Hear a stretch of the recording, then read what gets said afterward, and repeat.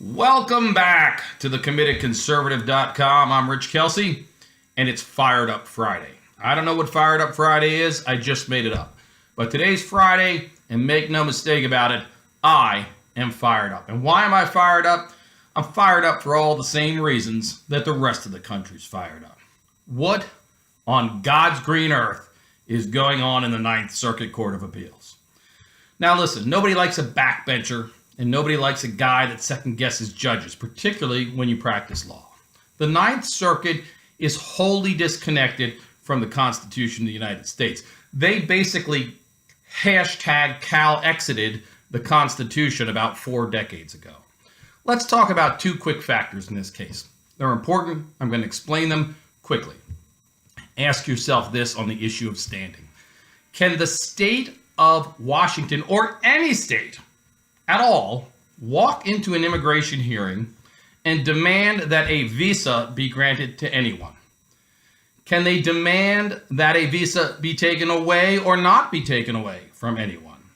The state of Washington has no legal basis to ask for or to attempt to enforce the rights of prospective visa holders or current visa holders. There's no standing in this case. It's an absurdity. Okay? Let's get that out of the way. Now, let's talk about the opinion. 29 pages in this opinion. Tip number 1 in the law. When an opinion is ridiculously long relative to the really simple subject, it's probably making stuff up. Okay? Roe v. Wade, 69 pages to tell us that there's a constitutional right to abortion. Read the Constitution. 16 pages, silent on abortion. They made the law. I get it. I understand it. The Ninth Circuit not only made the law up, they completely ignored, in this case, the statute at issue. We're talking about 8 U.S.C. 1182F. It's clear, it's concise, and it's been on the books since 1952. And oh, by the way, lots of presidents, Republicans and Democrats, long before a guy named Trump came along, have used 1182F. The court doesn't even mention it, doesn't talk about it, doesn't analyze it, doesn't use case law to analyze it. It's devoid of any discussion in the legal opinion. That's insane. The entire decision's insane. But let me just say one more thing on Fired Up Friday. Who is advising Donald Trump? What are we even doing in the Ninth Circuit?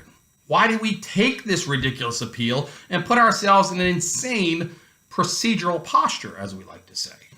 We don't belong there. Rescind the executive order. Poorly written, poorly conceived. The rollout was ridiculous. And you can accomplish the same thing with another order or another set of orders. And guess what? You strip jurisdiction from these idiots who don't understand the law. So why are we there, and why don't we just get rid of it and fix it? Listen, I got a lot of respect for people who've gone through the process. They've gone to law school. They're reasonably smart. They've gotten themselves appointed to a federal judgeship. That's great. These people aren't dummies. In fact, they're really smart. You've got to be really smart to create a legal opinion that ignores the law. The problem is fidelity to the law is all that we have. That's what conservatism is all about.